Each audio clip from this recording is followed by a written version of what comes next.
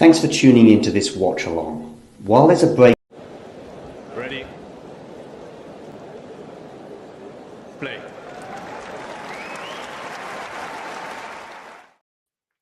Hello, welcome back to Talking Tennis. It's lovely to be back again. Long time no see. Not literally yesterday, but very exciting to be watching Philippe Chatrier on a day where there is not much tennis going on in Paris quite yet, with the weather being a little bit worse than it has been so far. We've obviously had a few showers, but I think a little bit worse this morning. So not sure when play is going to get started on those outside courts. But luckily, we've got two courts with roofs. So Rabaikina is just, I think, by the sounds of it, closing things out on on Suzanne Lenglen.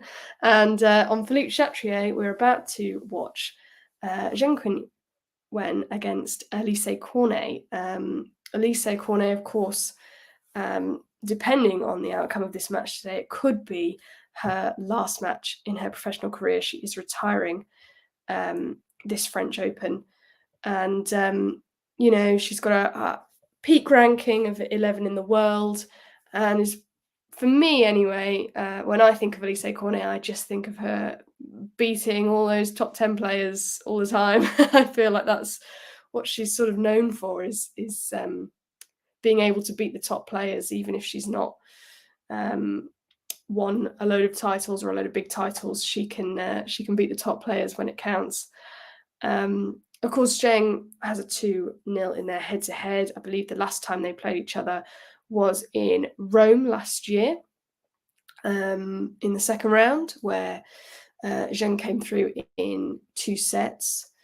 So they do have previous, but a little bit different, I would suggest, on the main court at Roland Garros for Alize Cornet, who's obviously French and is going to want to give Philippe Chatrier a bit of a goodbye. And I think, she's well placed to do that. I think she's the sort of player who does show up to those kinds of occasions pretty well. A bit like in the same way for me that Gael Monfils last night managed to show up and put on a show for Philippe Chatrier. He said he wasn't very well all of last week, and he was very grateful to Amélie Mauresmo for letting him have the night match and believing in him that he would put on a show. And he did. And, he's only won two matches, I believe, on clay prior to last night against somebody who is historically very, very good on clay in Thiago Seybothfeld. So a brilliant result for Gael Monfils last night. I think you can tell I very much enjoyed that one. But yeah, I think my point is, I think Alize Cornet could very much produce the same sort of level today, but difficult to tell. She's not played loads in 2024. In terms of the match I've enjoyed most so far, I've watched almost non-stop tennis, to be honest, so far. So I feel like I've dipped into loads of matches and watched a few in full and all of this. I missed both those 5-setters as well. I didn't watch either of those. I was watching just the last half an hour of the Sakari match. I think I was quite shocked about that. In terms of my favourite match so far, I've got to say Gasquet. I just thought the way that he, once again, it's the French players rising to the occasion. It's the sentimental person in me, I suppose, enjoys that. But I thought he, not only did he, win, and Coric isn't playing brilliantly at the moment, we all know that. But I thought Gasquet played really well, and it was really entertaining, that one. So I probably enjoyed watching that one the most. In terms of which one I enjoyed watching the least, probably the Nadal match yesterday, if I'm honest. For multiple reasons. That was just pure stressful, I would suggest. But yeah, lovely interview from him afterwards. In terms of what happened to Maria, I think really difficult to say just watching the last half hour. As we have Matt join us. Morning, Matt. Morning. Sorry about the little delay, but laptops No, you're decide to good. pack up sometimes. Oh, absolutely. Mine, I'm quite lucky mine hasn't done it on a stream yet, but I completely understand it. We were just talking about favourite matches that we've watched so far. Have you got one? It's a tricky one because I haven't actually watched that many full matches, so I suppose it's hard to. I think the only two matches I've watched in full are quite sad, really, because one was Murray and one was Nadal, and the Nadal match, like, I was kind of in two minds because I think it was nice that he played well. I feel like he played probably his best match since this year, Hmm. but obviously the outcome wasn't exactly what he was hoping for.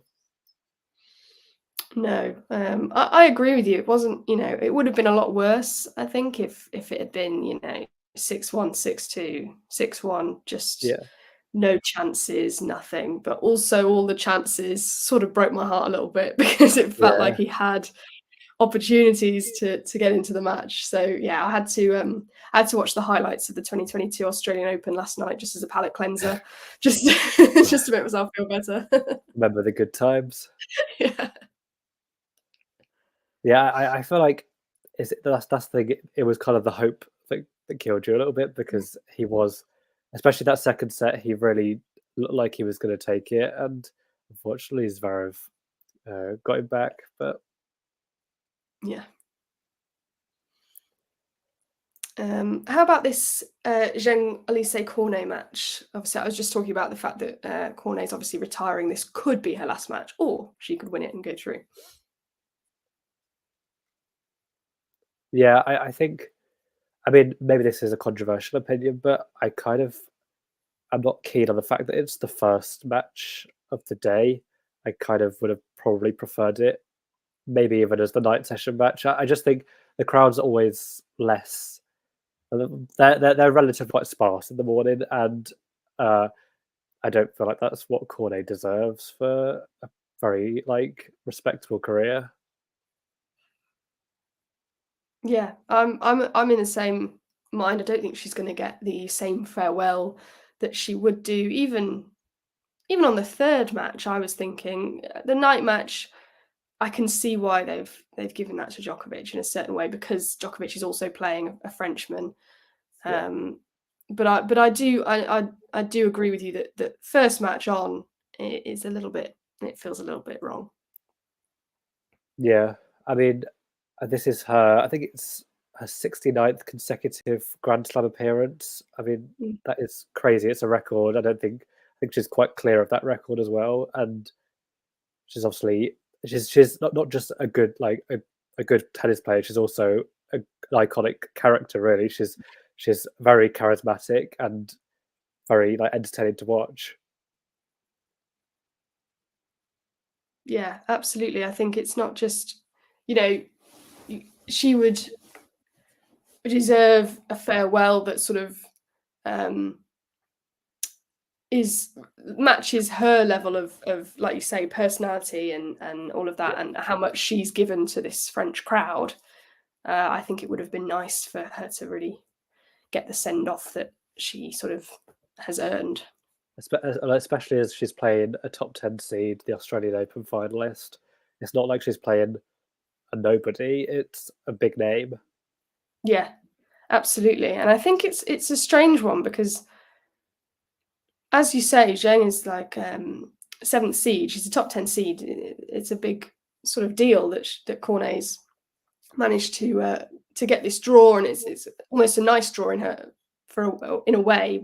Yeah, But I think it's one of those where there are certain people in the top 10 who still aren't necessarily regarded in the same way or given the same recognition as others. So, for example, for me, like Vondrousova and Zheng aren't sort of given the same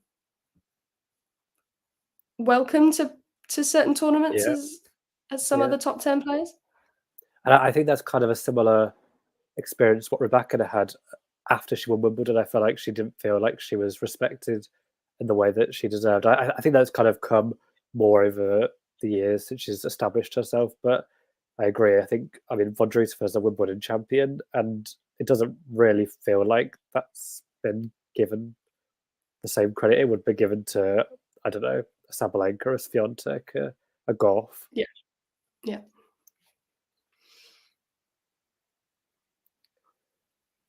Unfortunately, there's been an early break for Zheng. Not unfortunate, but unfortunate for Cornet. Yeah. It's hard not to root for Cornet. So I'm a big fan of Zheng Qinwen, actually. I really enjoy watching her tennis, particularly when she's at her best. I think, she's had a few difficult months recently, but when she's playing at her best, she's really entertaining. And but it's still hard not to sort of root for Cornet to have a good go at it today. Absolutely.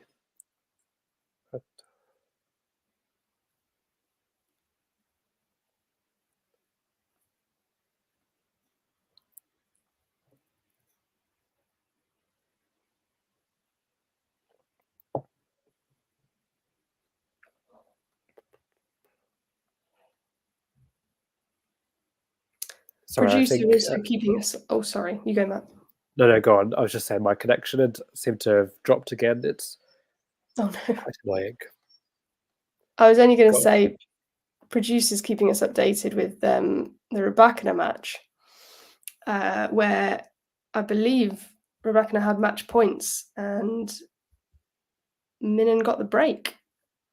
Interesting. I mean, because I haven't watched any of that match, but I know that Rybakina got off to a fairly slow start and kind of grasped the match back into her hands. But be interested to see if she can hold off Minen in the latter stages, or what we think is the latter stages at least. Yeah, I think she's serving for the match again now at 5-3, if I'm correct. So she gets another go at it.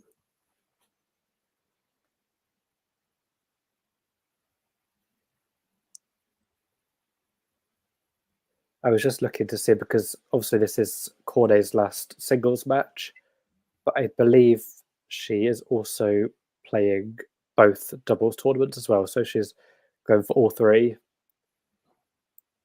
playing doubles with Fiona Farrow and mixed doubles with Nicholas Mahou. Yeah, isn't there a really great sort of first round for Cornet and Mahou? Yeah, they've got Siegmund and Roger Vasselan, who I believe are the second seeds. So that needs to be put at a good time, because that could be really fun. Yeah, I would watch that for sure. That's a fun one.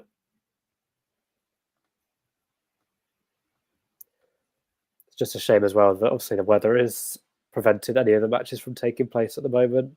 Yeah, It's just like, I know you can't control the weather, but like in the opening rounds, that's the last thing you want, because there's so much to get through. yeah. No, I know. It's difficult. I think the only good thing is that because they do start quite early and they're willing to go on quite late, they can miss a few hours and still get everything done. I don't know if they will today, because it feels like there's a bit more rain about, but they do tend to get more done than I expect because they just go on so late. Well, that was the case yesterday, because there was a few hours of rain, but they did manage to get through the schedule, which was good.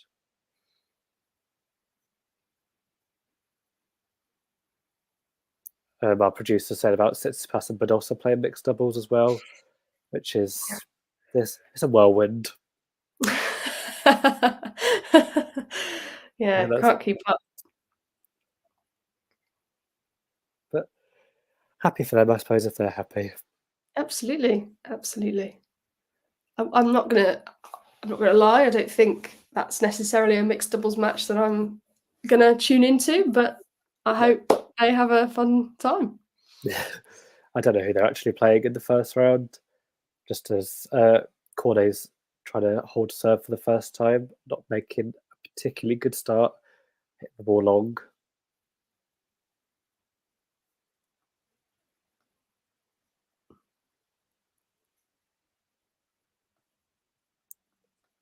Is she just having a word with the ball kid there, asking him to do something different, or was that something else? I didn't catch that, but I think she's definitely frustrated with herself. Yeah. And that's the thing, I suppose, because she knows this could be the last one, there probably is a lot of pressure on herself to make it memorable and make it as Cornet as possible. Yeah. I think so. I just caught I had it on a bit early, and I caught her sort of in the tunnel beforehand.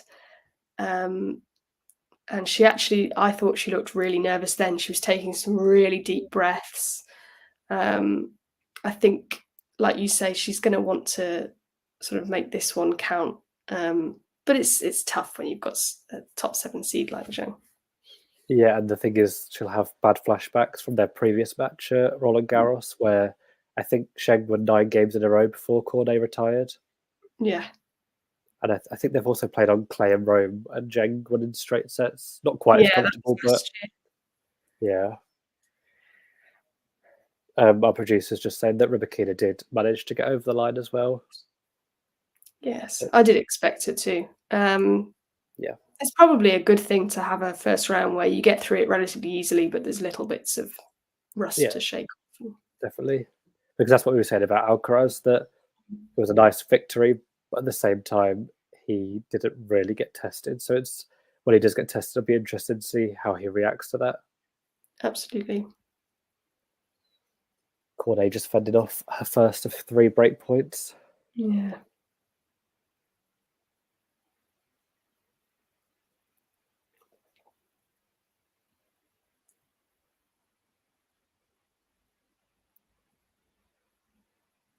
Fends off the second as well. It's important this doesn't go an early double breakdown because it's hard to catch Zheng from that position.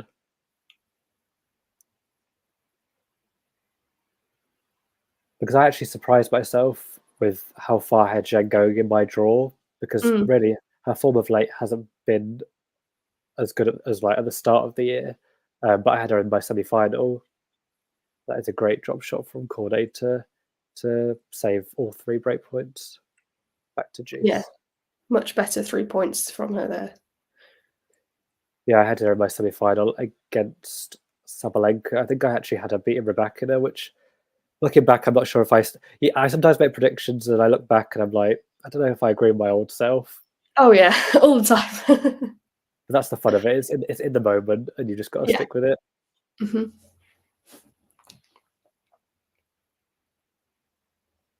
I think I've definitely got her getting to that match with Rebecca, but I think I've probably gone the other way. It's probably the more sensible choice. Not necessarily. I mean, I've got Nico Jarry in a semi-final, so look how that turned out.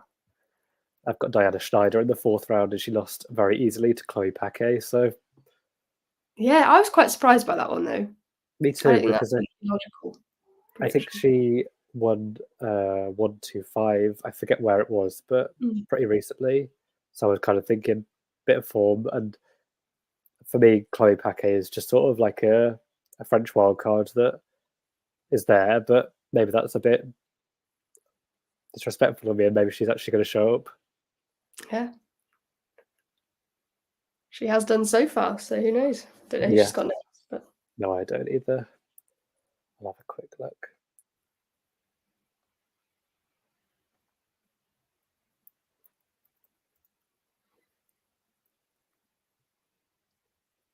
I think Cornet thought she'd saved another break point there with the serve, but it was called out, and she's not super happy with that, but she has got a second serve.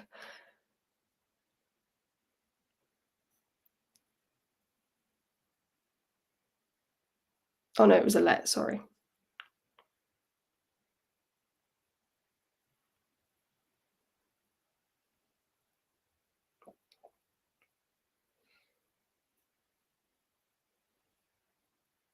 Huge inside out 400 turn from Zheng, and she does get the double break. Pretty much swatted her away, really, wasn't it? Yeah, it's a poor start for Cornet, but I was just looking for Chloe Paquet's 2nd round opponent, and it is Siniakova, which, as a seed, isn't the worst draw in the world. No. Because I was quite surprised. I mean, I think Siniakova did make it in as a seed via Pagula's withdrawal, but I was surprised that she was actually ranked as high as she was. I find that a lot. I'm like, people are in the top 100, I'm like, oh, how have you made it there? I've had it more on the ATP because I think there's a lot more challenger events, so it kind of creeps up on me sometimes. Yeah, and it's quite changeable there as well. Yeah, I think it's a lot of like South American clay quarters that usually creep up on me, Mm, and then they end up being seeded for the French Open, like Mariano Navone, of course. And his his first first main ever. draw as well. I mean, that is ridiculous. It's the same as, not quite the same. I forget who it was, but someone else has played their first French Open and they're seeded as well. I forgot who it was. I'll have a look. Mm.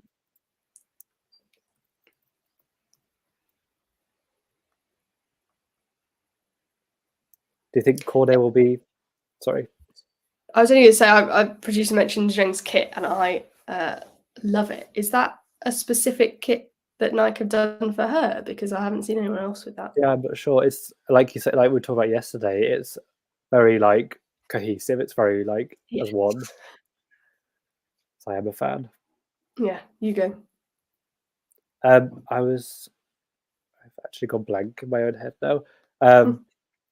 Oh, that's what I was going to say. Do you think Cornet will be thinking about this set? I mean, I know it's still very early days, but do you think she'll have be trying to think about the second set now, or do you think she's still thinking, right, no, I can pull this first step back? She might be more interested in making this first set look a bit better than maybe taking it. I think she might be thinking about, right, this can't be a bagel. I need to do something here. Yeah. The player I was thinking was actually Tabilo, because it was his first ever main draw appearance at the Roland Garros as a seed this time. I mean, not that it went particularly well, but I don't want to bring up too much trauma for you. It's okay. I'll manage. Surrendalo won, so that's something. I'll There take you it. go. It was a poor day for Brazilian tennis yesterday. Because they did very well in qualifying, but it didn't quite go so well in the main draw. No, very shocked by Haddad Maia. I mean, Cocciaretto is capable, no doubt about it, but I just really expected Haddad Maia to get further. And I don't know, is there any part of that could have been the pressure of defending semi-final points? I think it's definitely relevant, and she's definitely at risk now of dropping from the top 20, because I think the live ranking is 18, but obviously it's all dependent on other people. But I watched quite a bit of the third set, and Cocciaretto was playing very well. I don't think I've not watched much of Cocciaretto, but I was impressed. Yeah. Just, do we know who is following Rebecca on Suzanne Longlen? I don't off the top of my head, but I can have a quick look. I think it's a men's match, is it? I would imagine so, but I don't. Oh, is it Echeverry against Cazot? That's definitely possible, because I think it is. it would make sense. I just hope Cazot can stay fit, because he's had a few issues of late. After what seemed to be a promising start to the year at the Australian Open. Yeah, absolutely.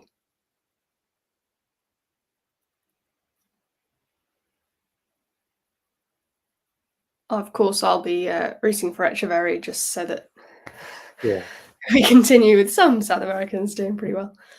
But yeah.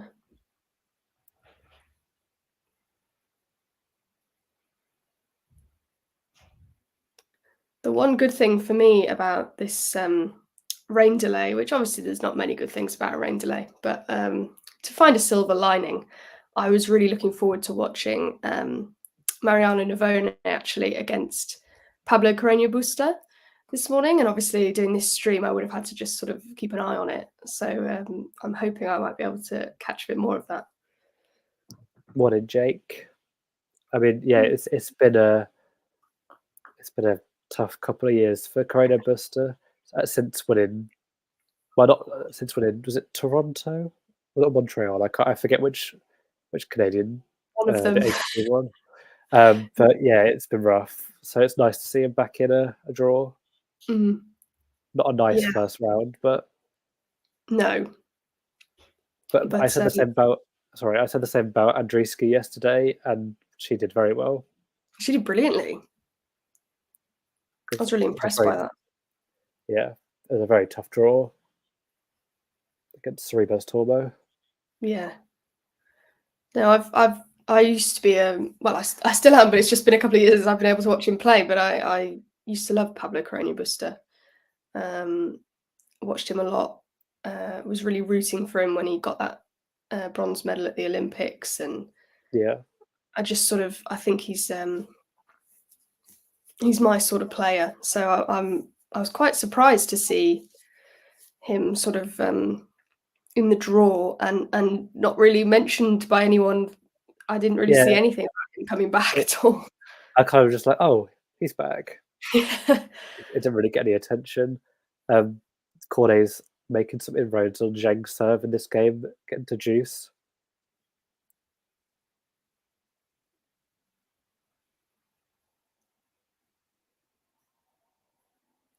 But Zheng has got advantage now after coming to the net. Yeah, that was a good serve. It sort of put her in a dominant position from the very start of that rally. Definitely. Cornet getting quite frustrated with herself, I think. Mm. I suppose especially because I imagine she's got a lot of family and friends in her box watching, and she just wants to do it for not just herself, but for them. Yeah. But she's not out of this game just yet. Back to No. juice.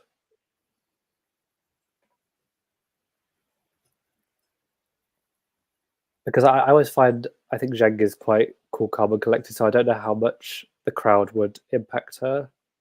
Yeah. Particularly a morning Chatrier Well, crowd, maybe like we said earlier, like a night match, yeah, raucous sort of energy or something like that would be a bit different, a bit more difficult to deal with. But yeah, because we weren't particularly happy with the scheduling, but I bet she was quite pleased. yeah, yeah, I'm sure it suited her. Yes.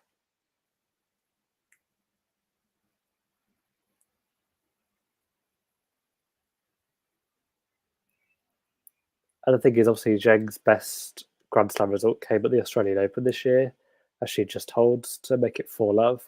But she has also done well in Paris before as well. I think it was 2 years ago, made the fourth round and pushed Swiatek to a third set, Mm. which I don't know if anyone else did that that year when Swiatek was very, very dominant. It's probably unlikely. I don't know off the top of my head, but yeah, I think she probably did the biggest sort of inroads on Swiatek. So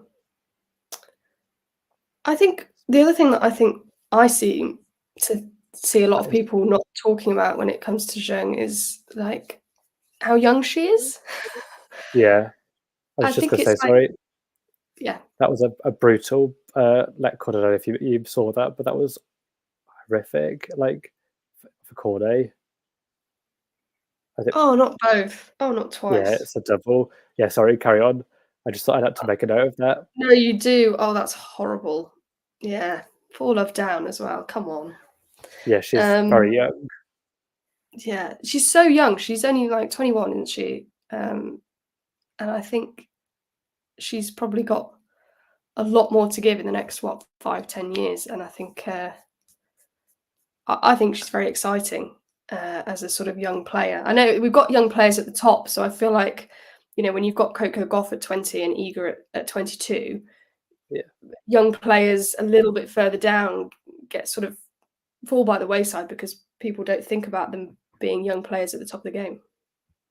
yeah. I think it's the same with ATP as well. With obviously Alcaraz, I feel like has set a standard that just seems so like unreachable. And when players like Artifice have poor results,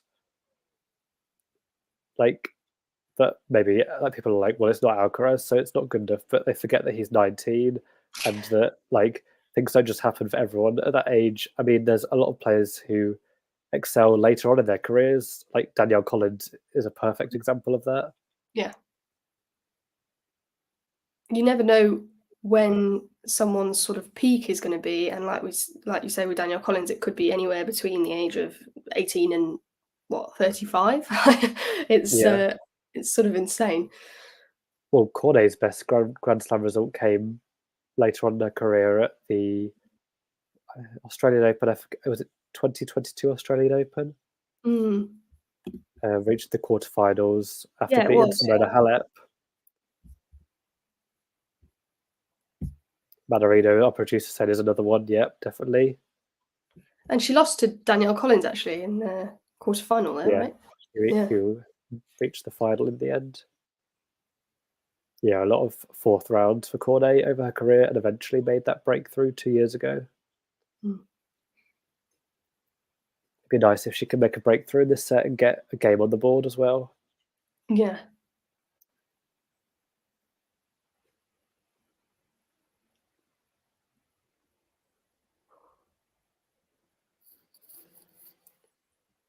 She's got a chance now to game points as Zheng goes for a wild forehand that just flies out. Yeah. It was definitely on that return. She it was just a little bit poorly executed. I think Cornet's serve is quite vulnerable to Zheng's power.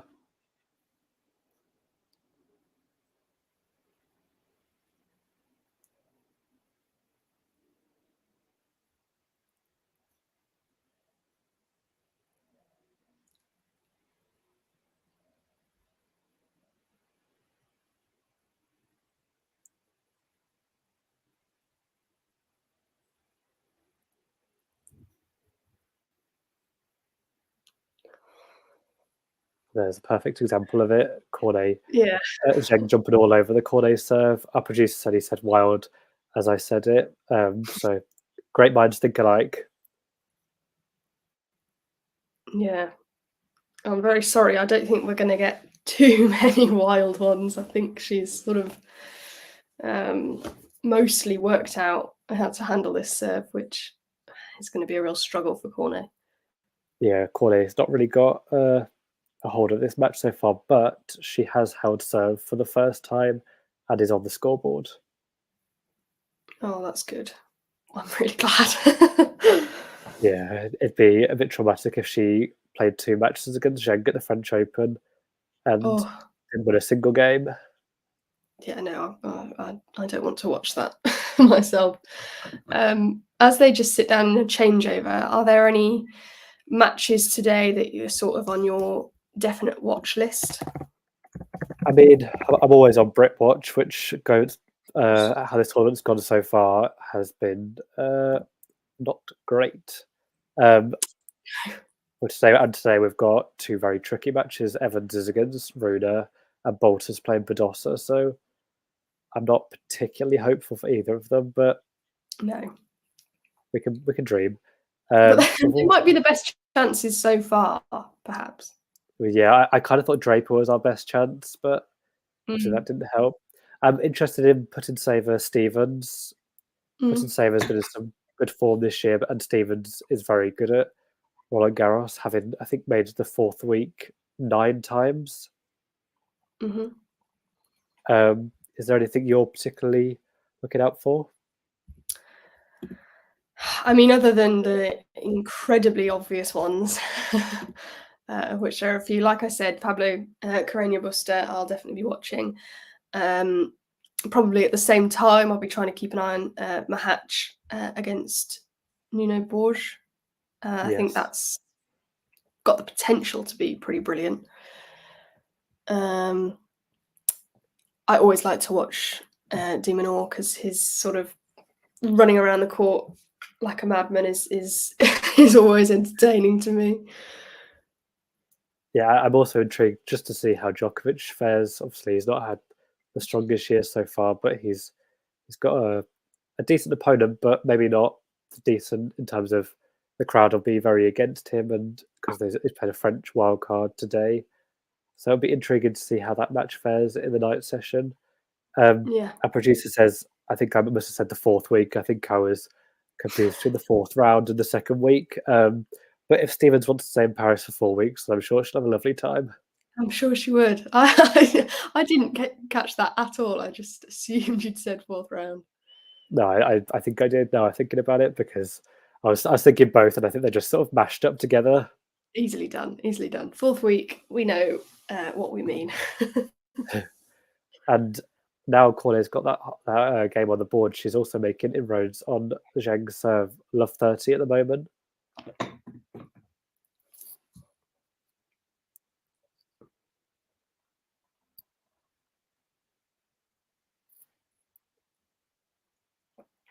It's hard to, obviously, we don't have the sound for the match at the moment, so it's hard to kind of gauge.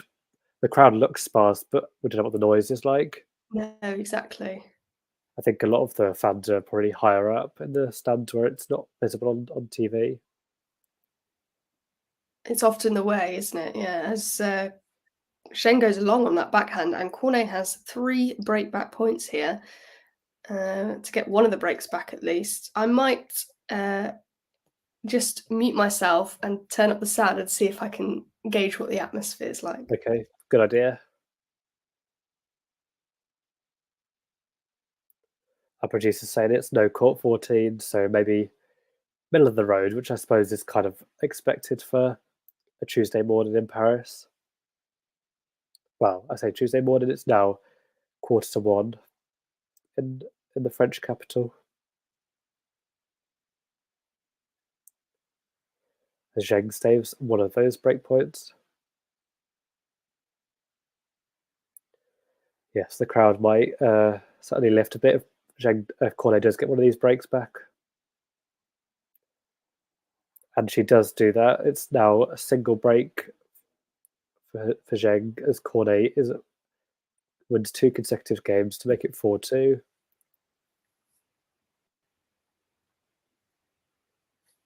Oh, sorry, I just lost you there for a minute, Matt. But the noise, I think, is pretty good. I think it's, well, obviously that's because she just broke back, so it probably hasn't been that good most of the time. But there's a decent noise when she broke back then, so that's nice. Our producer said it's middle of the road. He said nothing like Rafa yesterday, but I don't think anything will be quite as loud as that. No, although I didn't. It might be controversial. This I wasn't that impressed with the crowd for Rafa yesterday. I kind of know what you mean, because I think his ovation onto the court and off the court were loud, great, but I think during the match it wasn't particular. It was nothing like it was incomparable to Serena at the US Open. Exactly, and that's what I wanted. I wanted that energy, and I wanted it during the match. Like, I think he needed that huge lift during the match, and it just felt like it was a load of sort of, I don't know. It felt like it was a load of corporate people there who were just sort of sat there going. I mean, there was a lot of colleagues and other sporting stars in the crowd. Obviously, they kept showing Djokovic and Alcaraz and Swiatek. I think there were some footballers in the crowd as well. Yeah, Rodri of Man City was there. And of course, Alize Cornet with Caro Garcia. Yes, I saw them two together.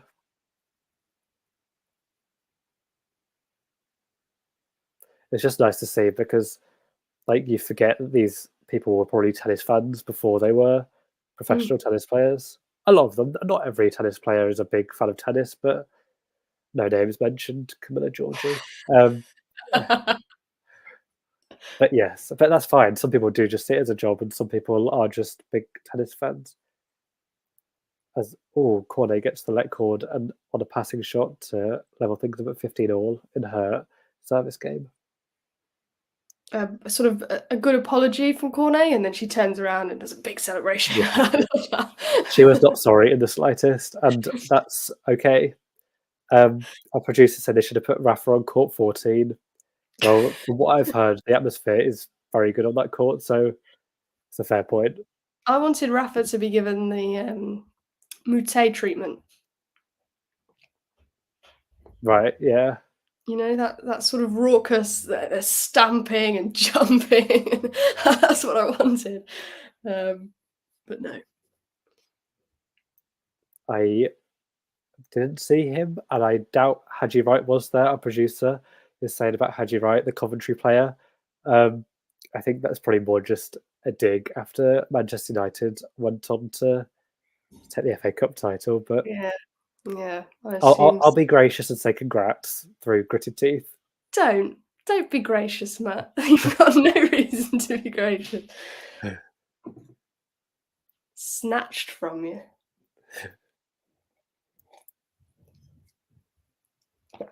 It's important, really, for Cornet to hold here because after all that, like such a poor start, she's really grasped the game back, and it'd be such a shame for her not to hold here.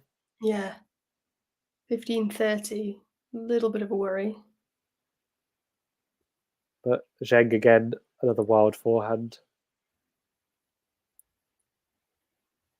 I think that's the thing. Cornet is very frustrating for a lot of opponents, and she's probably the best way to be just to throw in some moon balls, hit some slice and dice. Because Zheng, I don't think, is the most patient of players and loves to go for the power shots. Yeah, absolutely. I mean, I was looking at Cornet's wiki before this just to sort of remind myself of Yeah. everything that she's done. And my favourite bit is that she's got a whole section of her Wikipedia dedicated to, and it just says Serena Williams' nemesis. I just think that's hilarious about her obviously beating Serena 3 times in 2014. As world number one. Yeah, exactly. But I just think that's quite a cool thing to have on your Wikipedia page. I Yeah. think. Not many people can say they've done that one. I don't think anyone can say they've beat Serena Williams 3 times as number one. No, surely not. I'm pretty sure that's a Cornet. And that's the thing, Cornet's been so good over the years, causing those upsets.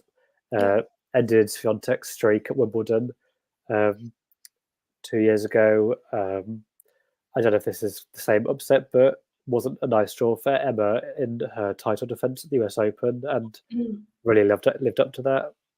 She's just a horror draw. And even though she hasn't had the best year so far, I think the French Open, your final tournament, I feel like that all goes out the window.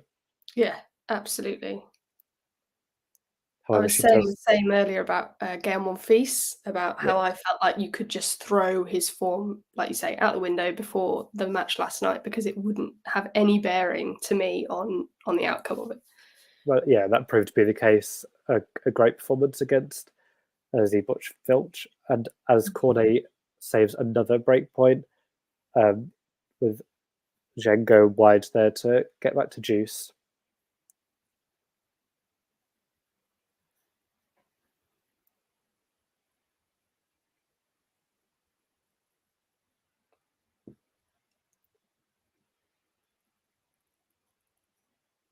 Big moments in this first set for both players. Yeah, this feels huge for Cornet. And it really goes to show that what I said about when I asked you about whether she'd try to focus on the second set is really not the case. She's really put everything into this first set and thinks she can grasp it back. Especially when Zheng is hitting forehands like that. Yeah. Game point for Cornet to move within one game of Zheng. Yeah, that would be 3 straight games as well for Cornet. That must worry Zheng a little bit. It's like you said about the Rafa draw and how it's a really tough draw for Rafa, but people aren't saying that it's a tough draw for Zverev as well. Yeah. This feels a bit the same. It's a tough draw for Cornet on her last tournament, but it won't be the draw that Zheng wanted either. That is difficult. Yeah, because Zheng isn't playing the world number, I forget what Cornet's ranking is, 100 and something. She's playing Alize Cornet in her final tournament at her home Grand Slam. It's not nice for a first round. No.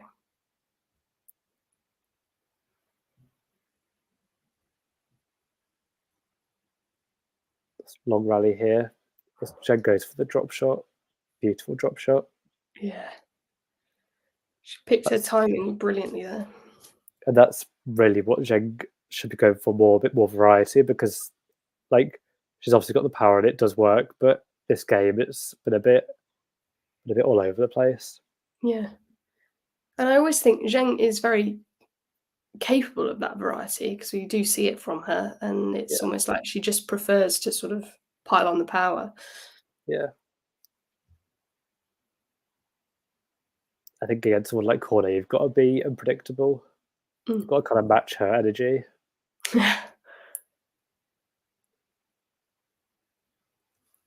Cornet's got another game point here at advantage. I think that Cornet holding serve is going to be more challenging for her than breaking serve. I found like Yeah. her service games just seem to be quite long.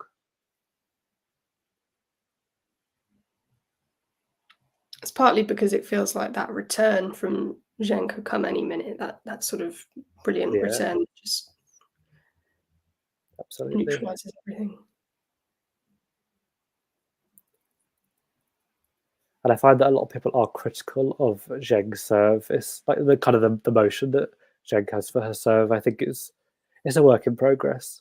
Yeah, And like you said, she's very, very, very young. like you were saying, yeah, exactly, about her being 21. It's like like you say about Alcaraz and Iga Swiatek and all of that. It's sort of stopped this sort of allowance for young players to be a work in progress. Yeah. I think people are very impatient and just think they want immediate results, and that's just not Yeah. reality. Or say when someone does have a breakthrough, they expect them to back it up straight away, and that's just not reality. Like players say all the time that there's however many losers a week and there's only one winner each week, and it's hard to be that one winner. Yeah. Cornet's now got another break point to fend off as Zheng looks to establish that two double break lead once again. Great serve from Alize Cornet. An Brilliant ace. serve. The perfect time.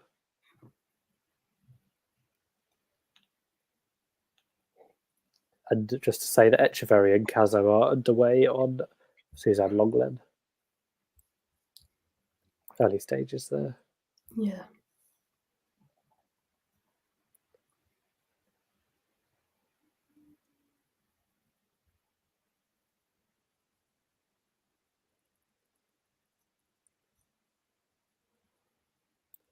But can't get back to advantage for Cornet, and Zheng's got another breakpoint opportunity. And she's just getting so frustrated, Cornet. It's like, it's really difficult. Zheng is two out of her 8 breakpoint opportunities. This is her 9th. I don't know how many there's been in this actual game, but it feels like a lot. Yeah.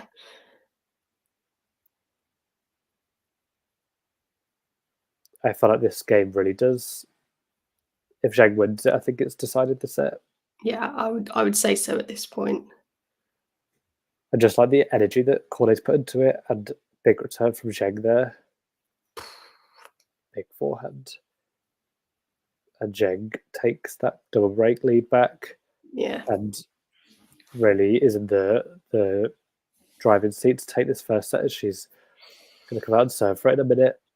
Yeah, it feels like Cornet would have felt like she was just changing that tide of momentum, and to have that stopped so abruptly, I think will really, it won't be helpful at all. Just to say hello to Nerlin as well. Hi, Nerlin. Joining us. How are you? Just previewing the next matches on Philippe Chatrier today. They've got Casper Ruud against Meligeni Alves, Sabalenka against Erika Andreeva. And then later on in the night session, they've got Djokovic and Pierre Hugues Herbert.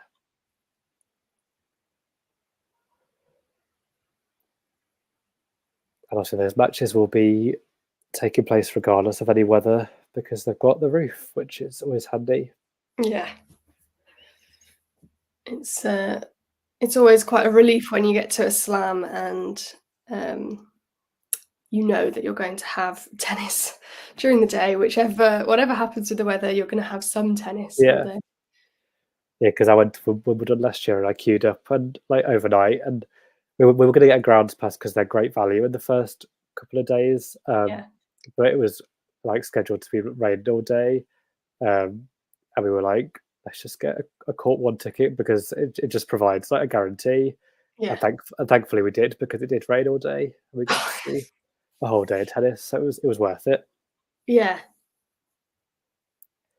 Do we think that Zheng's best surface is in fact clay, given the fact that she even has a win over Simona Halep at Roland Garros? Um, it's possibly, because I think she's also won, I don't know, one of her titles on clay as well. Mm. Um, I think I don't know what her record is on grass, but I think her game's quite adaptable. Yeah. Made the third round of Wimbledon in 2022, so that's probably her weakest surface, but I don't think that's the sort of thing where she can never be good on grass. I think it's probably just she's still very young.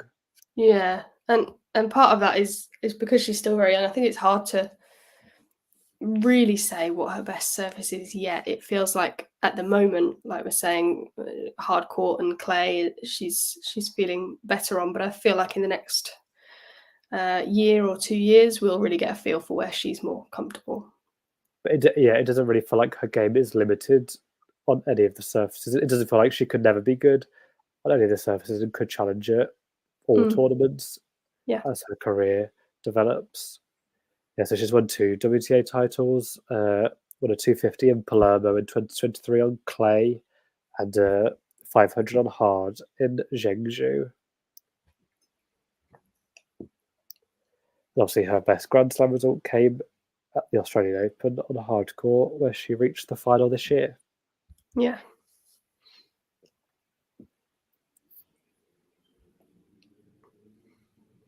Brilliant return from Cornet. 30-15 on Zheng's serve, still 2 points away from taking the first set.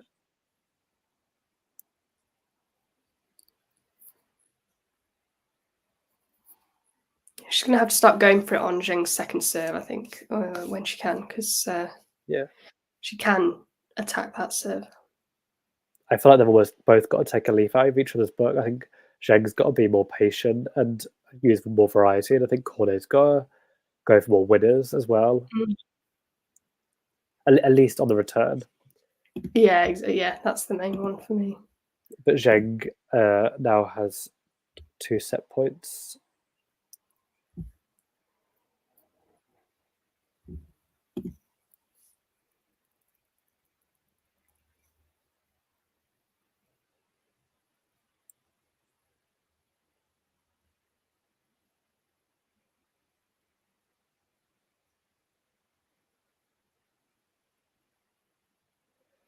And Cornet hits a return into the net, and Zheng takes the opener. Strange set, really. Yeah. I felt like it was a very slow start for Cornet, and then she started to bring back the momentum her way, and then Zheng kind of grappled it back herself and ran away with the set.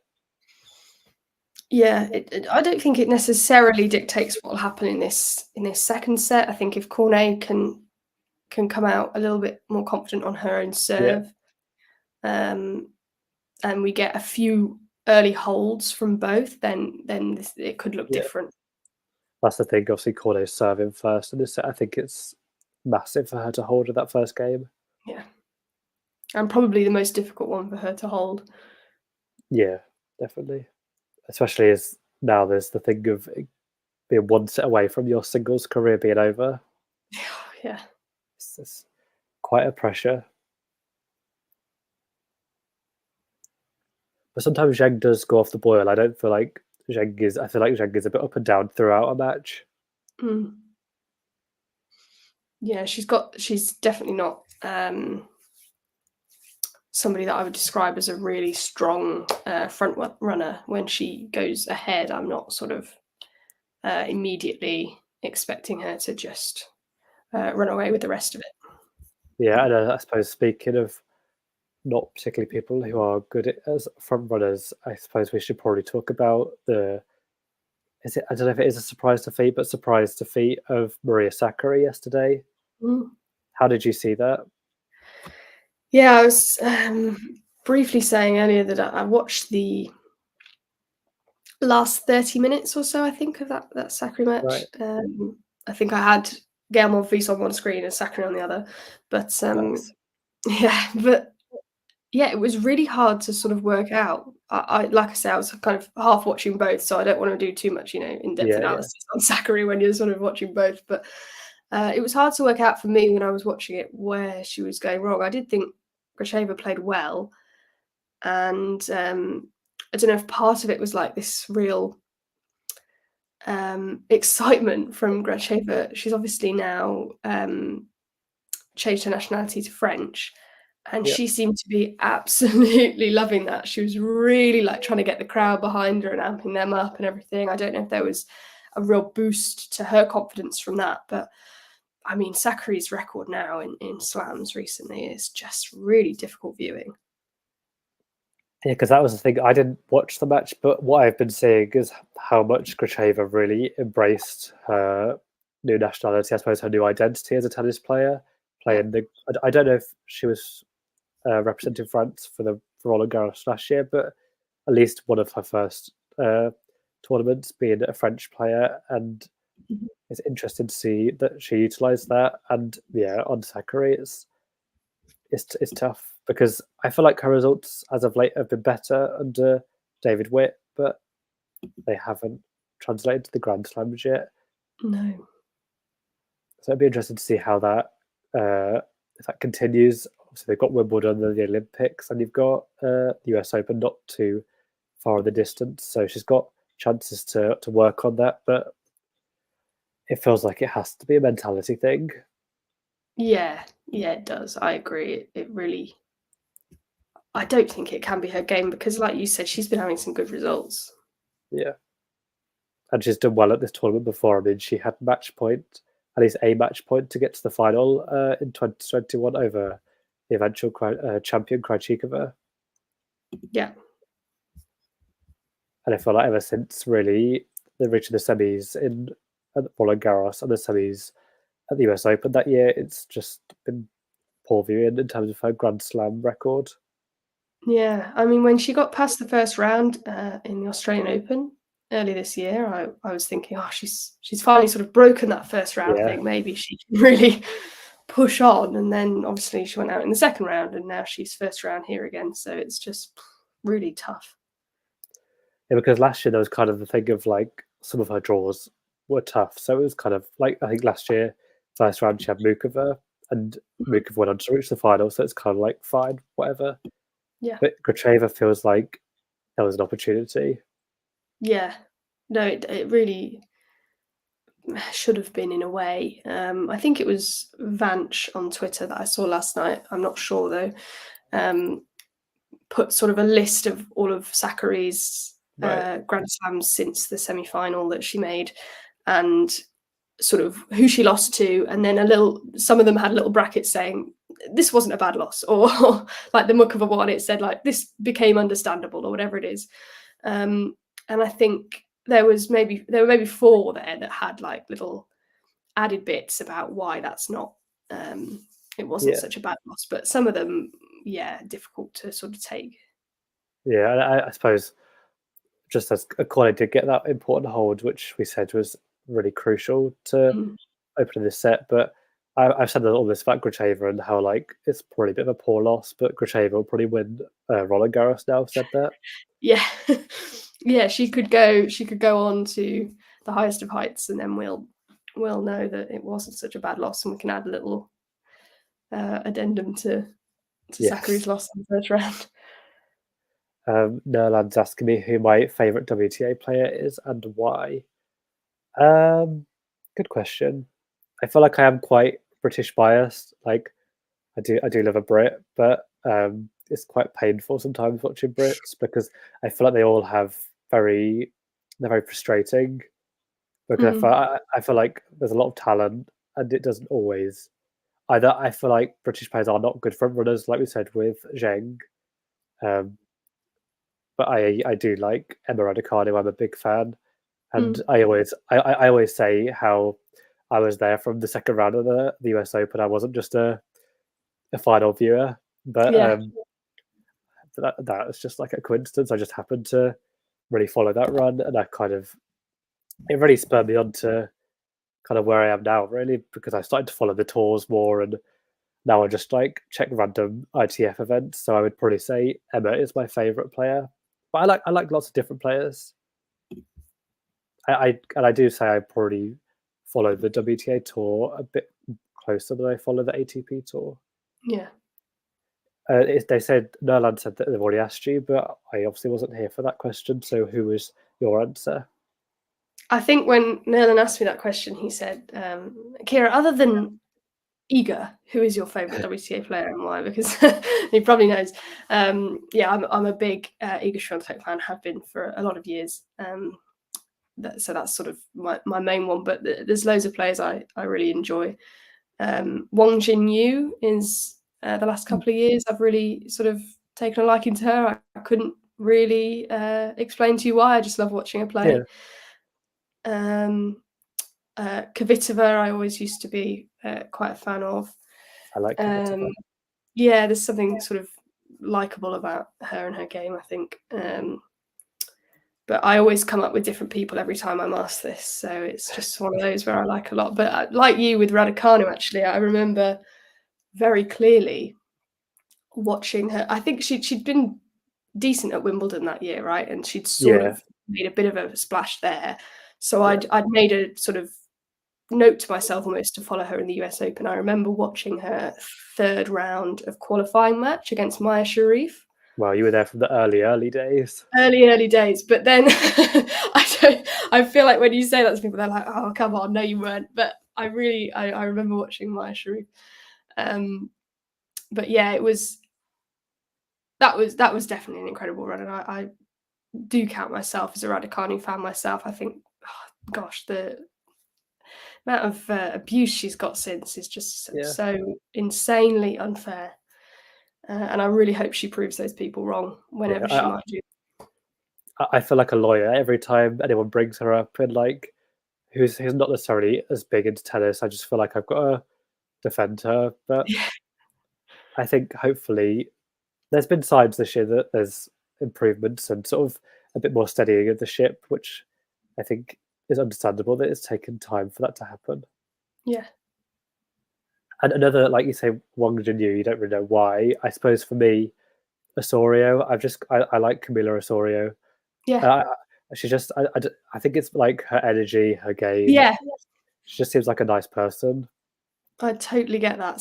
For me, sometimes that's all it is just an energy about people. It doesn't have to be tennis related. It can be just their energy. And for me, I think that's Wang Jinyu as well. I think when she won Roland Garros last year, the doubles with Shea Su Wei, I'm a massive Shea Su Wei fan as well. Shea Su Wei.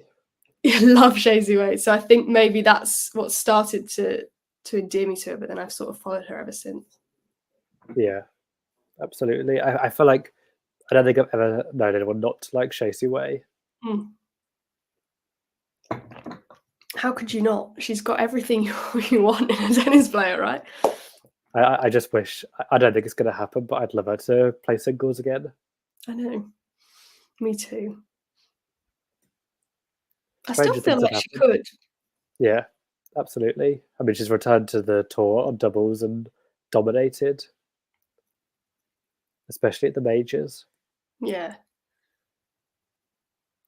And the thing is, as well, it's not just with one singular partner, it's with a variety of different partners. When played a Grand Slam with Wang Jinyu, with Stritzova, and now Mertens. Yeah, I think they've got to be the ones to beat here at Roland Garros.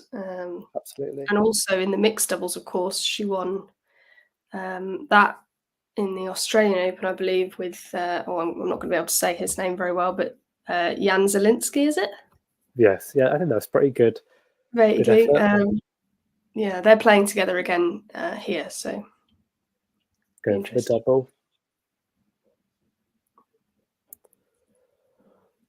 Zheng had a fairly comfortable hold on her serve, and now Cornet has tried to back that up herself. It's currently love 15, and now it's love 30, and Cornet finds herself in danger once again. It feels like she's in some of these rallies, it's like the Zheng return immediately puts Cornet on such a back foot that she just can't get anywhere. And that's the thing, that's probably why Zheng is going for it so much, even when it isn't always working, because when it does work, it's proved so effective. Mm.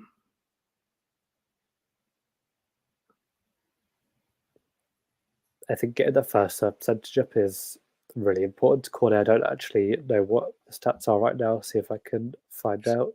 52% first serve for Cornet, but that was much worse in the first set. Right, so it could be doing with still be doing a bit higher, and now it's love 40, and Cornet is in real danger.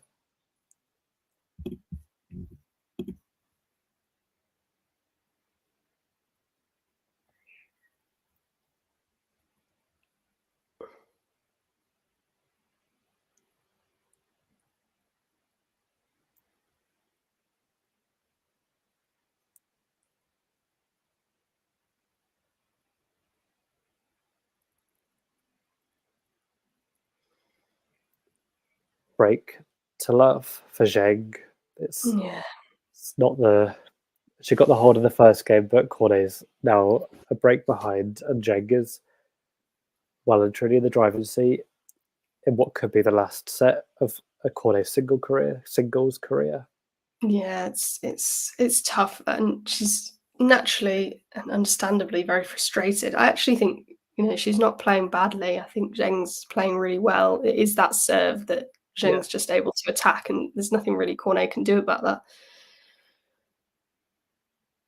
I think it's kind of forced the agenda for Cornet to have to go after Zheng's serve now, because if she's going to get back into this match, she's going to have to break. So yeah.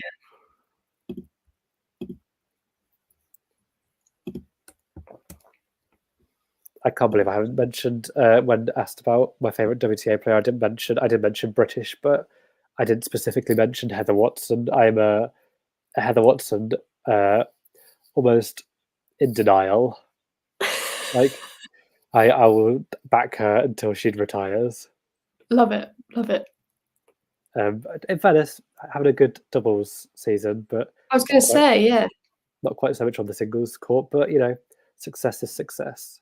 absolutely. She's playing with Joe Salisbury as well in the mixed doubles, I believe, here. Yeah, So. Bolter in the women's doubles and Salisbury in the mixed doubles, which I imagine has got quite a lot to do with the Olympics coming up. Yeah, I would have thought so. I mean, Salisbury for me is like the epitome of a doubles player in terms of his like reactions and his net play and everything like that. It's just exactly what you would sort of want to play with, I think, if you were picking a doubles partner. Yeah, and he's been so consistent over the years. I think him and Ram have won the US Open 3 consecutive years. Yeah. It's good to see.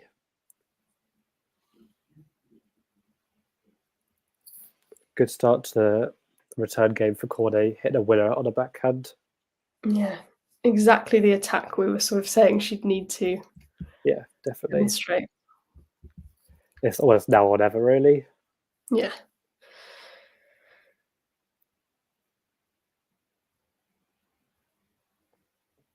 Kazo, by the way, breakup on Echeverry.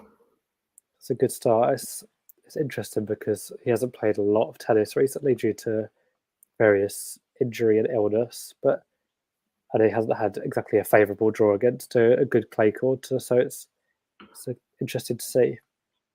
Yeah.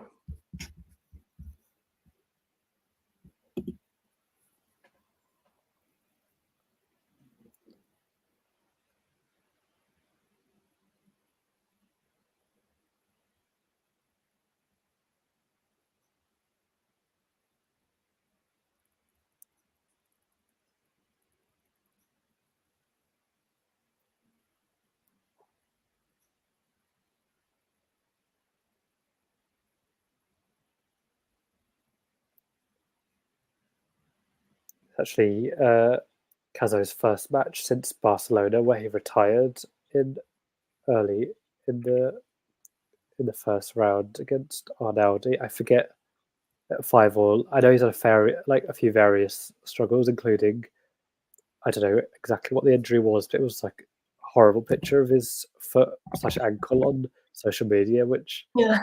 looks brutal. I hated that so much. But yeah, that one was bad. Cornet is really making inroads on Zheng's serve. It's now 15-40. She's got straight away 2 breakback opportunities.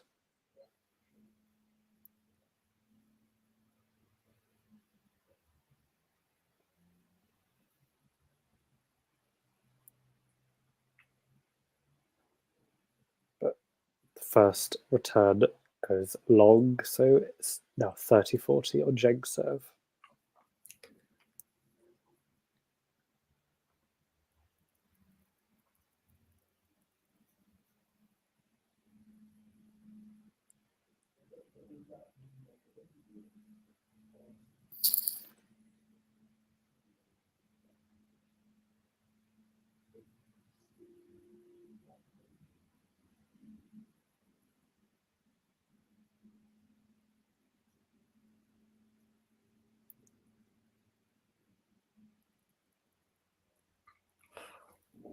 Oh, and there's the first racket throw from Yes. Cornet. She couldn't quite get the passing shot that she wanted. But the game is far from over and there's still opportunities. Just give the racket a bit of a wipe after getting clay on it.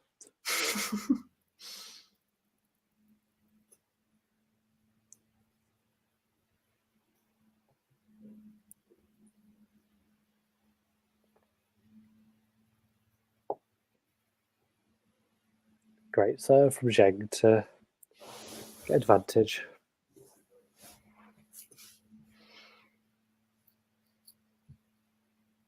She's just so stoic as well, Zheng. Like, you would not have any idea what she was thinking at any point during this match. No. That's probably the best way to be in a match like this, where you know you're not the crowd favourite. Yeah.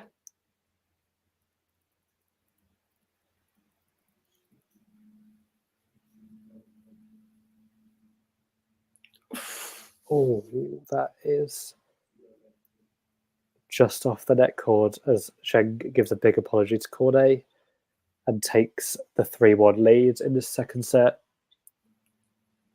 I mean, by no means is Zheng winning this on luck, but she has had it all go her way so far, really. Yeah.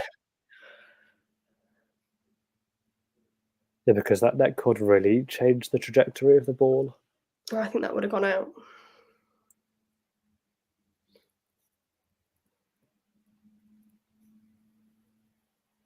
And now it puts the pressure straight back on Cornet to serve and hold her serve to keep the gap just to 1 game, and that is not the start she wanted. Not at all.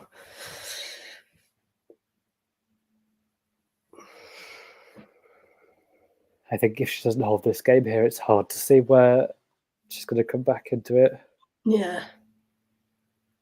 Especially because she's just, I feel like, some of her frustration in that first set, it felt like it was fueling her and helping her to sort of come back. It feels like now she's just getting really a little bit down on herself and losing a little bit of that belief. Yeah, that was a poor shot choice to make it now love 30 on her serve.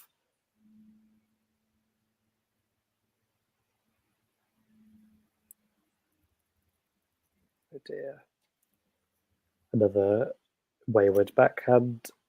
Mick gives love 40 to Zheng, who has 3 opportunities for a double break in the second set. And that's just happened so quickly. I think Cornet needs to slow things down and be a bit more patient, because that's what was getting her back into that first set. Yeah. And that is a lot better from Cornet, who hits a good forehand winner. It was a great serve to set that up as well. Yeah. But she's just like you say, she's just straight back to bouncing the ball, ready to serve, and it just feels like she could take another moment. Yeah. Especially when the points generally haven't been too long, so there's a short point, then straight back to it again. There's no time to really process what's going on. Yeah. She doesn't want to rush her final match on a singles court. And that's a double fault to give Zheng the double break and a 4-1 lead. I don't think this is quite how Cornet. Sorry, I don't think this is how Cornet would want her final match to go.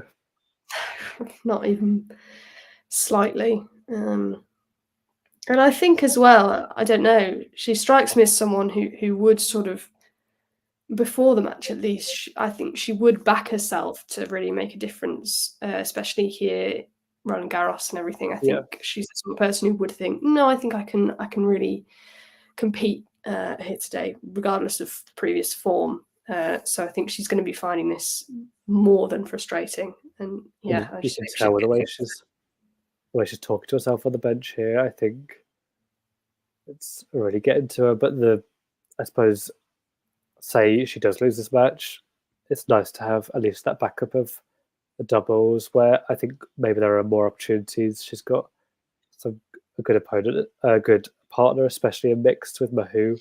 I don't know too much about Fiona Ferro's doubles credentials, but they'll get a lot of backing as an all-French pairing. Yeah.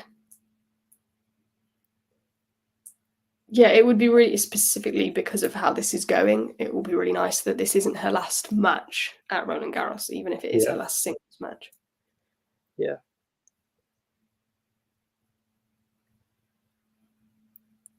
I think she'll definitely give it a real good go in this return game, because this is really where kind of a similar position to the first set, where she started to turn things around a little bit. Yeah.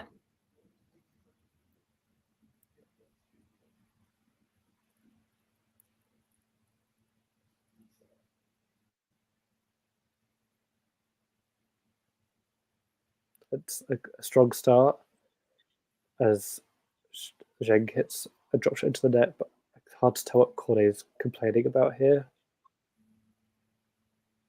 Is she just asking if she can clean her hand? There we go, yeah. Yeah, I think so, yeah.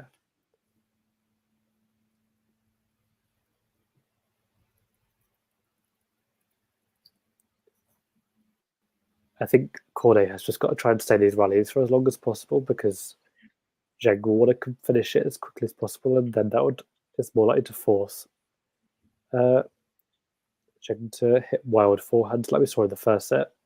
Yeah. Feels like she's just serving a bit too well at the moment as well. Yeah, I don't know what her percentage is compared to Cornet's.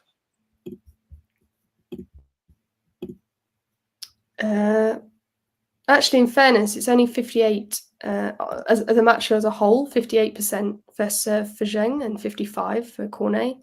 But the win on first serve is 83% to 55%.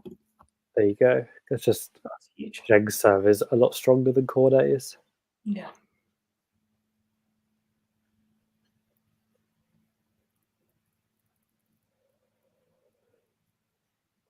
And it does feel like a long way back for Cornet now at 30-15 on Zheng's serve.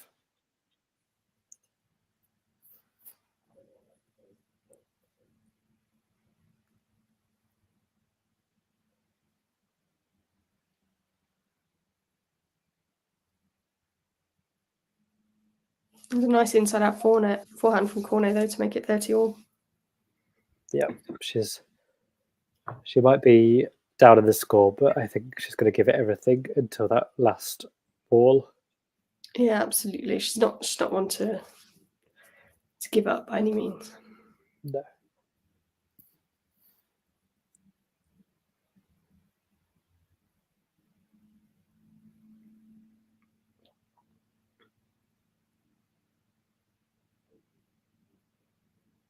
There's that serve again. It just sets up the point so well, and Zheng swats the backhand away to go up to 40-30. I mean, obviously, we're focusing on Cornet, and I would suggest rightly so at the end of her singles career, but just to give Zheng a bit of credit. I think she's handled the occasion incredibly well. I think she's playing really well, and I think whoever she's sort of up against in the next few rounds should be worried by this performance.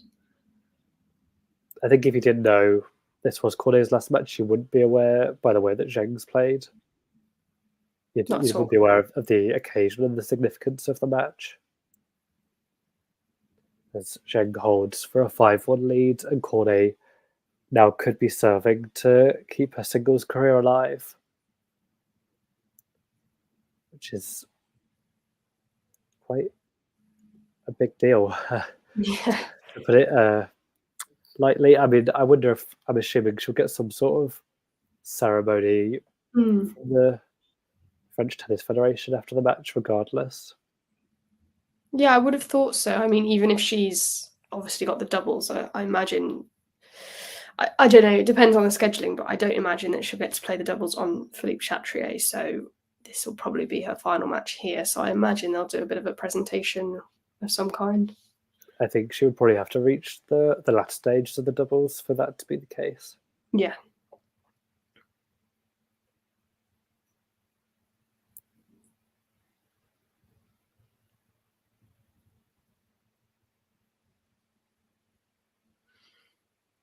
And it does feel like the end is near now, as Zheng hits a winner to make it love 30 on Cornet's serve, 2 points away from the victory in the first round.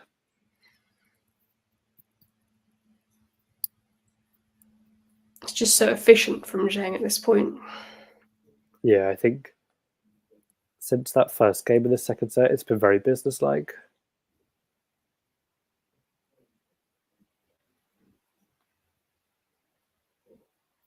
Ooh. Until that overhead from Zheng, where it's completely opposite. Cursed her. She gives a little smile though, as after that wild smash.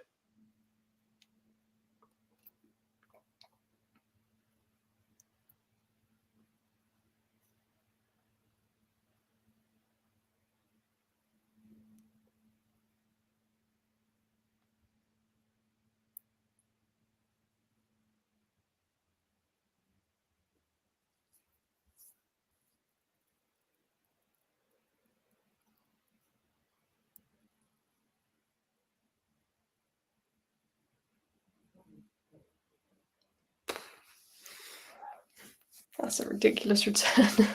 It's been the story of the match. Hit a massive forehand to set up 2 match points.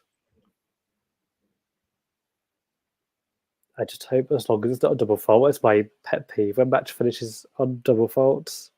Why would you say it? Oh no!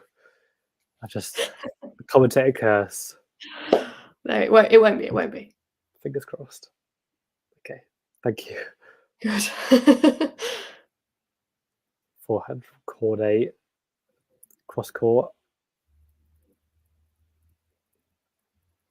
Great backhand from Cornet. Still fighting to keep her career going.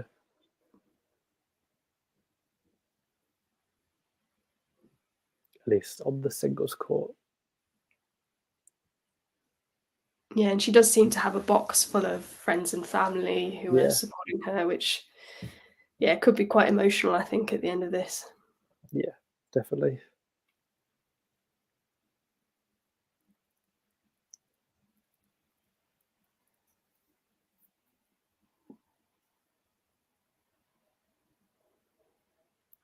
But she's still fighting. Zheng hits the return into the net, and it's back at deuce.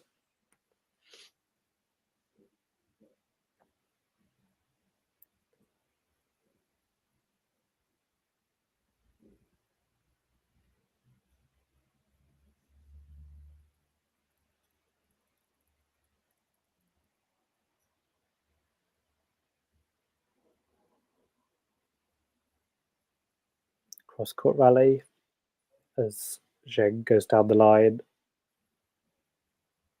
Some big hit in here.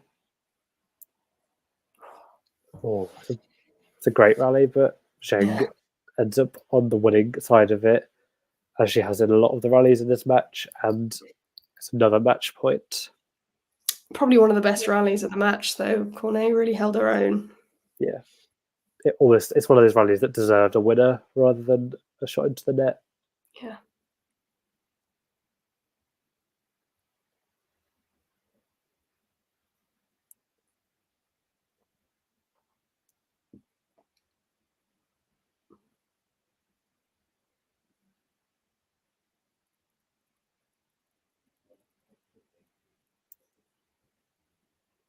Brilliant drive volley from Cornet.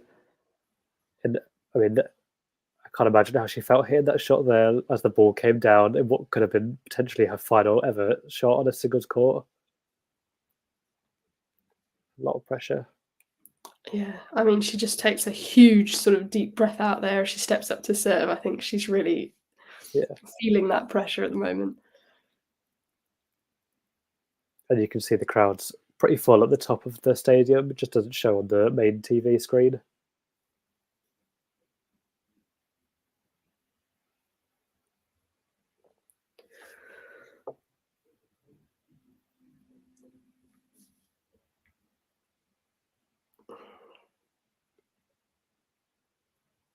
Once again, Zheng hitting a very strong return, and Cornet just can't deal with it. Yeah, right to Cornet's feet, that one. Yeah, but is this match point number 4? Yes.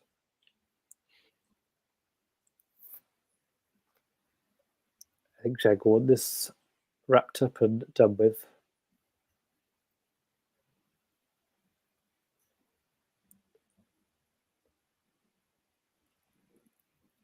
Cross-court rally on the backhand. Zheng goes down the line. Cornet makes it.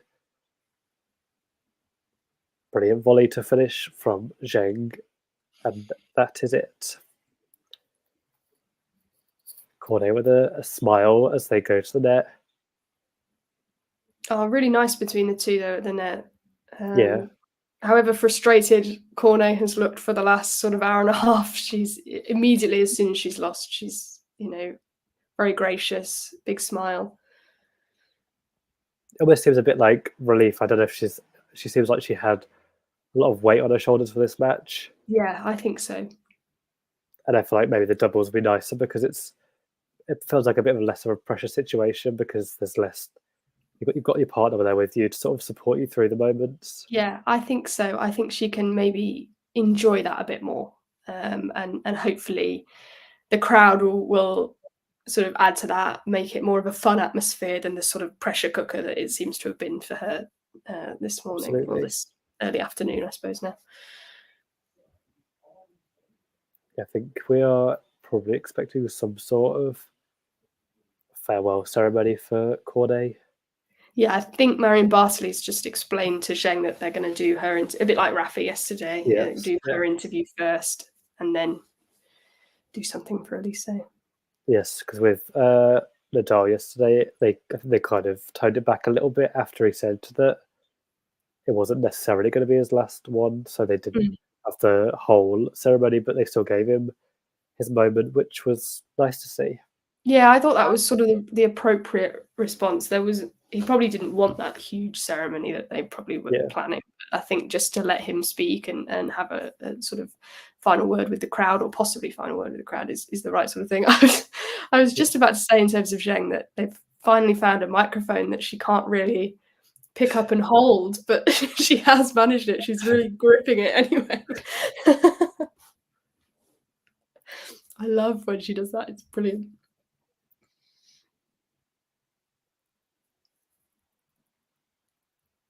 I feel like I wasn't necessarily. I was expecting like a nice embrace, but I wasn't expecting it to be so like friendly and warm between the two.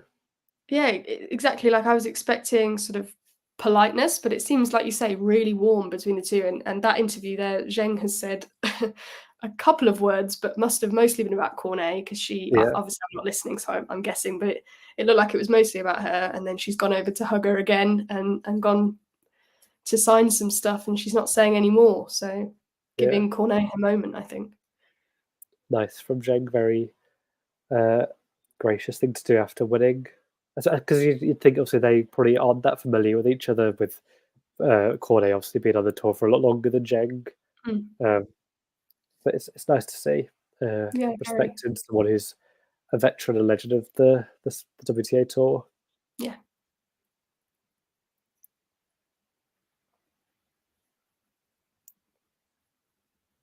I mean, to play almost 70 consecutive Grand Slam main draw appearances is like ridiculous to have that consistency. It's very, very impressive. I mean, that means that she wasn't, no injuries or anything is mad in that time.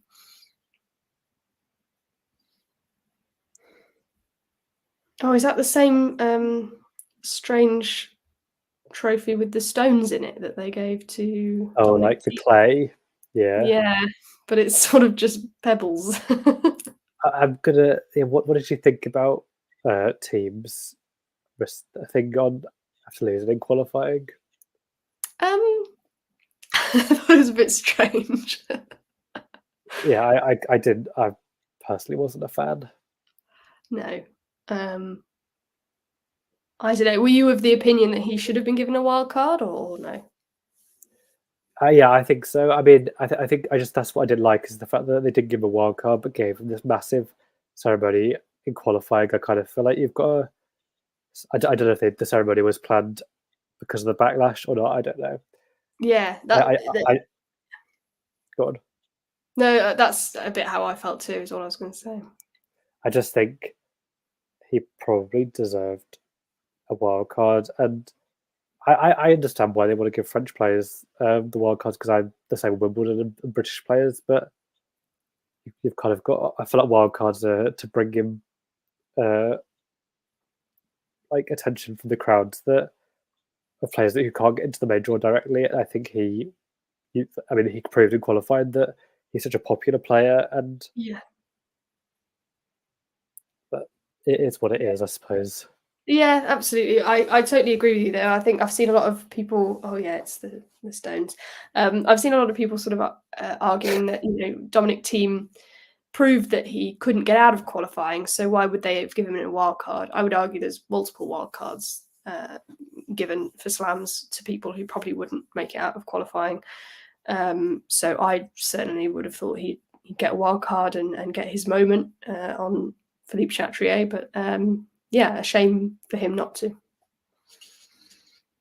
I mean, in fairness, he did say that he didn't deserve one, so he was very gracious about the whole situation, which is unsurprising as they play a nice little montage video of Cornet's career. I don't know when she first played Roland Garros, but she's been around for quite a few years. I think her career high is 11 in the world, which goes to show just how like her peak was pretty good. I think she reached the Italian Open final that year, maybe. Her first Roland Garros appearance was in 2005, which would have made Cornet, just do my maths correctly, 15. Wow. Oh wow. Which, in fairness, I did think from the footage she looked very young, so it kind of makes sense. Yeah. She looked ridiculously. I don't know about you on my coverage, they're sort of showing little bits of that video and then Go back to her face. reaction, so I'm missing some of it, but she did look incredibly young. Now they mentioned her 69 consecutive Grand Slam main draw appearances, her 4 Olympic Games participations. She does look quite emotional now. Yeah. Which is understandable.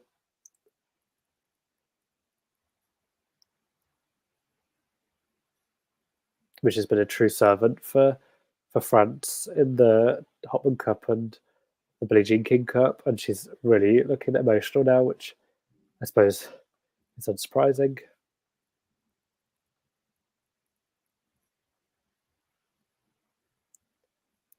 Oh yeah, that's a lovely sort of video to show. I think sort of her whole career to people in the crowd who've watched her that whole time, or maybe people in the crowd who've not watched her before, just to get that full journey. And her whole box is really emotional as well. Yeah.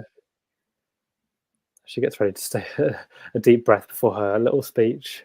Maybe they could have got her to do the speech before they showed I was that. gonna Now say. she's going to really struggle through the speech.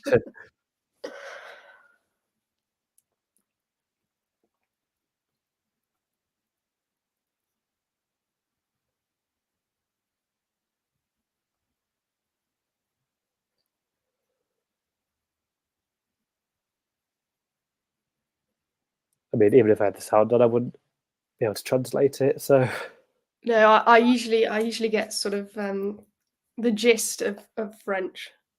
It's not my best. I can sort of maybe tell you every fourth word, but I think I get bonjour, and that would be about it. Maybe and yeah, thank you. I'd be able to establish as well. yeah. Apparently, the mic is quite quiet. The producer's saying, so maybe we wouldn't be able to hear it. Apparently, they say that Zheng got lucky. I'm sure she's playing with. Oh, talking about the net cords, which definitely were a few of those, especially that one where it was a double net cord. Yeah, that's would have changed the game without those. I'm sure. No, I'm joking. Yes. I'm sure she said it with humour. Yeah, she looks like she's got a smile on her face as she's talking. Yeah, absolutely. Sorry, Hi, Julian. You're just joining us while we're watching Alize Cornet give her speech after her loss. And just to say that if anyone who doesn't know, Qinwen Zheng will go on to play either Korpach or Kruger, which I would describe as a pretty decent draw. Yeah, I agree. Oh, she gave, apparently your producer said she gave a massive shout out to Talking Tennis. Right, yeah. As I'm she starting should. to slowly doubt how reliable this producer is in telling us what she's saying somehow.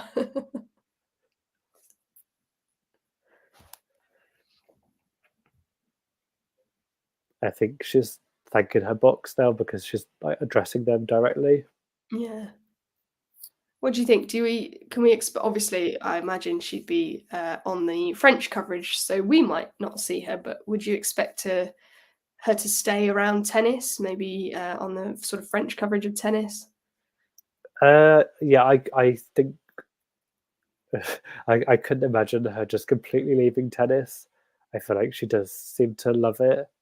I think she probably just thinks it's the right time to sort of say farewell as she slips a bit down the rankings. So I can imagine her doing commentary, or I mean, who knows? Maybe one day even could be the Billie Jean King Cup captain for France. Yeah, that would be lovely. I agree. I think some people leave tennis, like for example when Roger Federer left, it felt very much like he was taking a break from it, and that's been the case, that we haven't really seen him around very much. But I feel like with Alize Cornet, I could really see her, like you say, doing the commentary and being around the sport. Yeah, I mean, maybe even one day. Not that she's quite had the same career as Amélie Mauresmo, but it could be a tournament director of a French tournament. Yeah, certainly. Not necessarily the French Open, but maybe Strasbourg. She's had success there over the years. Yeah. I mean, Jamie Murray is tournament director at Queen's already, isn't he? And he's not even retired. See, Laura Robson's the tournament director in Nottingham. Yeah. So it's definitely a viable career path for people after retiring from the match court. Nerlan is saying that Alison Risk is better than John, which is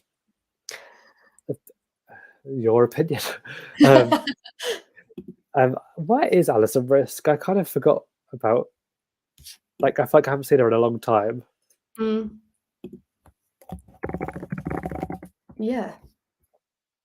It's a really good point. I mean, I've just done a very quick Google and it just describes her as an inactive American tennis player. So maybe she's done a silent sort of retirement without actually mentioning it. Yeah. Cazo, just quickly, whilst we obviously can't really tell you what Cornet is saying anyway, Cazo has taken that first set against Echeverry 6-3. Interesting. And to follow this match on Chatrier is Rude and Melagani Alves, I believe. Mm-hmm. Rude, obviously, a two-time finalist.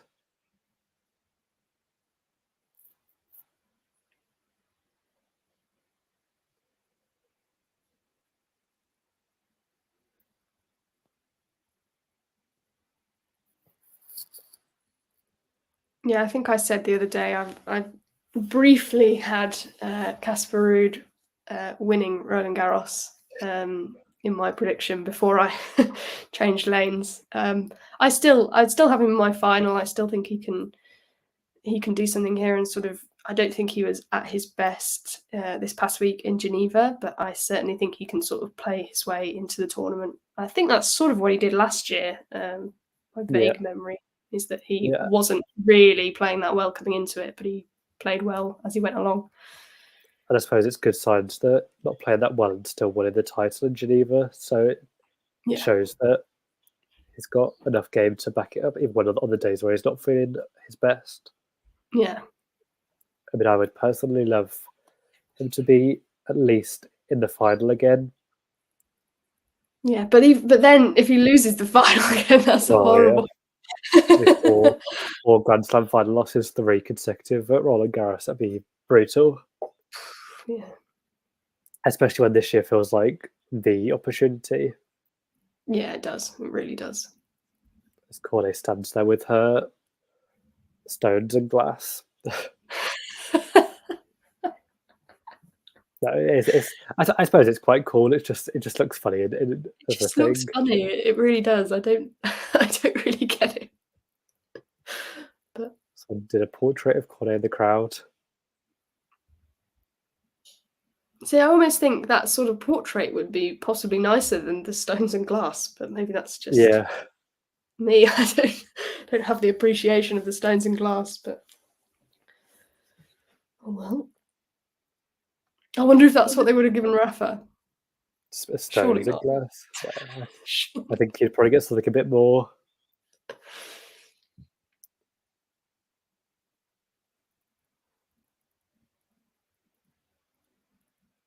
As they just show some of the highlights. As they show some highlights, I suppose we can wrap up. Sort of start wrapping this up. Yeah. Have you got any sort of final thoughts on either Cornet or Zheng or the match? I think the match was centered around Cornet, despite Zheng being a top 10 seed. But I think Zheng dealt with the occasion very well. I think she's got a fairly good draw, which is why I have her going quite deep. But it was nice for Cornet to get that moment at the end after maybe a bit of a disappointing match from her perspective. But she's had a great career, and I think will go on to do great things no matter what. And also, she's not finished just yet this year at Roland Garros. She's still got 2 tournaments left in both mixed and women's doubles. So it'd be nice to see her maybe have a run in at least one of those. What about yourself? Yeah, absolutely. I totally agree. I was a bit worried that after how that match went and how difficult it was for Cornet, I was worried that she might not be able to sort of appreciate that ceremony at the end, and she might be a little bit too hampered by frustration as to how she's played. But I'm really glad to see that she seems to have shaken that off really quickly, and she's just looking really grateful now as she walks off Chatrier. So that's really lovely. I think it's a nice send off, and I think Zheng, just quickly, obviously she's through to the next round. I think it was a really good performance from her. Like you say, handled the occasion well. Shouldn't have many more of those kinds of occasions coming up. She can just really focus now on producing the same kind of tennis. Yeah, absolutely. So thanks so much to everyone for joining us. Nice to see you again, Matt. Hope to see you again soon. Yes, you too. Yeah, it's been good fun. Of course. And I think I'm not positive on what other matches Talking Tennis are bringing you today, but I'm sure there are some. So make sure you keep an eye out for possibly some, at least one more match later. Keep an eye out for that. And the last ball drops as well once the play is done for the day, which could be incredibly late if it continues raining. So good luck to whoever is doing last ball drops. But yeah, thank you so much for joining us, and we will see you again very soon. Keep talking tennis in the meantime. If you enjoyed this video, make sure you hit that like button. Don't forget to subscribe and click that notification bell so you don't miss out on all things tennis. Ready. Play. My name is Clara Towson, and I'm a friend of the show. Boom. I am Francisca George, and I'm a friend of the show. Perfect. Hi, my name is Susan Leemans, and I'm a friend of the show. My name is Zainab Sammaz, and I'm a friend of the show. Boom. Hey guys, my name is Sasha Vickery, and I'm a friend of the show. Boom. Hi, my name is Lloyd Harris, and I'm a friend of the show. Perfect. Hi, my name is Jasmine Paolini, and I'm a friend of the show. Wow, Jasmine, you got it in one time. Number 10, Marketa Vondrousova. Number 9, Sloane Stephens. Number 8, Beatrice Haddad-Meyer. Number 7, Yelena Ostapenko. Number 6, Madison Keys. Number 5, Danielle Collins. Number 4, Coco Gauff. Number 3, Elena Rybakina. Number 2, Arina Sabalenka. And number 1, Iga Swiatek.